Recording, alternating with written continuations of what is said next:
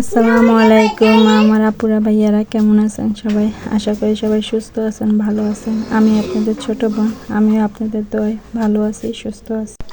তো এই যে বিকাল থেকে শুরু করলাম আজকের ভিডিও। তো আমার ভিডিওটা যদি ভালো লাগে লাইক, কমেন্ট, শেয়ার, সাবস্ক্রাইব করে দিবেন। আপনারা পাশে থাকলে আমি সামনের দিকে এগিয়ে যেতে পারি। তা আমাদের এখানে মাহফিল হয়েছে, মাহফিল মানে ওয়াজ হয়েছে। এই যে আমার ভাগিনা তো মাহফিলে গেছে, যে আঙ্গুলি আনছে, তারপরে বাদাম আনছে, বুট আনছে। আব্দুল্লাহ এক এক করে বের করছে, তাই যে আমি দেখানোর চেষ্টা করতেছি। তো আমার ভাগিনা বলতেছে মামানি এগুলো দেখাইয়েন না, মানুষে খারাপ বলবে। আমি বলতেছি যে বর্তমানে যে যা আছে তাই দেখাবো। এই যে দেখেন তিলের খাজা, অনেক এটা মজা, আমি খেয়ে দেখছি, অনেক মজা। এই যে আসলে কে কী বলো তা দেখার বিষয় না, বর্তমানে যা আছে তাই দেখানোর চেষ্টা করতেছি। এই যে দেখেন বাদাম, তা আঙ্গুলি, তারপরে বুট আমরা সবাই মিলে খেয়ে নিছি। যে সকালবেলা রুটি বানাইছি, তারপর চা জাল দিছি।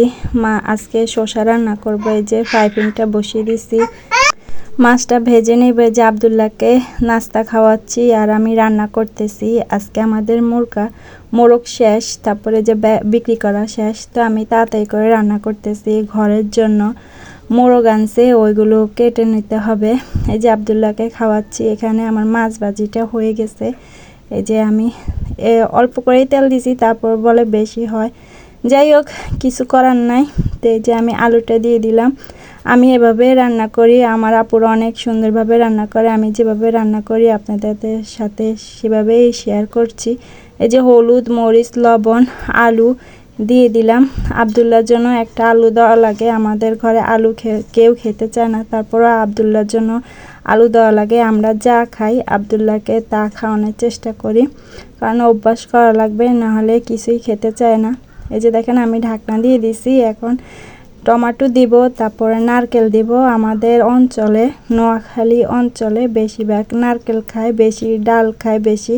এই যে শসার সাথে আমি নারকেল দিয়ে দিছি। যাই হোক, আজকে আব্দুল্লাহ ওর বাবার সাথে কোথায় গেছে আপনাদের সাথে বলবো। এই যে আমি তরকারির ভিতরে মাছ দিয়ে দিলাম। আব্দুল্লাহ আজকে ওর মেয়ের বাড়িতে গেছে, মানে আমার ননদের বাড়িতে। আমার ননদ বলে আব্দুল্লাহকে বাবা বাবা বলে ডাকে, বলে এত বছর পরে আমার বাবা আসছে দুনিয়াতে। তো বাবা বলে। তো মেয়ের বাড়িতে গেছে আব্দুল্লাহ, পাঞ্জাবি পরে তারপরে মেয়ের বাড়িতে গেছে। তো সবাই দোয়া করবেন।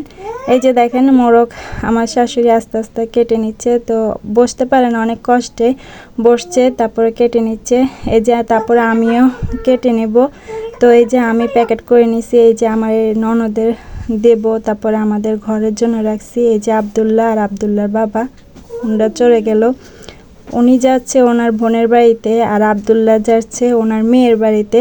তো কেমন লাগছে সবাই জানাবেন। আব্দুল্লাহকে পাঞ্জাবি পরাই দিছি, কারণ মেয়ের বাড়িতে গেলে বাপে তো পাঞ্জাবি পরে যায়। যাই হোক, ওনাদেরকে বিদায় করে দিয়ে তারপরে আমি এই যে মোরগের এই যে কলিজা, তারপরে পা, এগুলো ভুনা করে নিব। গিলা তারপরে এই যে এগুলো সুন্দরভাবে ভুনা করে নিব। তো দেখবেন সব কিছুই তাজা তাজা যদি ভাজি করেন বা রান্না করেন অনেক স্বাদ লাগে। তো আমি এই যে ওনারা আনছে মোরগ, তো আমি ওইগুলো আমার শাশুড়ি সহ কেটে নিছি। তারপরে এই যে ভুনা করে নিচ্ছি। আব্দুল্লাহ গেছে ওর বাবার সাথে, ও আসলে তো কোনো কাজ করতে দিবে না, তার জন্য তাড়াতাড়ি করতেছে। এই যে কলিজাটা আমি দিয়ে দিচ্ছি, আব্দুল্লাহর অনেক পছন্দ কলিজা। তো এই যে ভুনা করে নিতেছি। আসল কথা হলো মোরগটা রাখার উদ্দেশ্য হলো আমার মেয়ে আসবে, আর অল্প কয়দিনের ভিতরে আমার মেয়ে আসবে, তো আমার ননদও আসবে, তার জন্য রাখছি। ওনারা আসলে রান্না বান্না করা লাগবে, একটা আনন্দের ব্যাপার আছে। এই যে দেখেন আমি টেবিলটা গুছিয়ে নিচ্ছি, তারপরে এই যে তরকারিটা হচ্ছে, এখান দিয়ে সব পরিষ্কার করে নিছি, ভাতের মাঠটাও গেলে নিছি। এই যে ঘরে চলে আসলাম। একদিকে যদি কাজ করতে যাই অন্যদিকে পড়ে থাকে।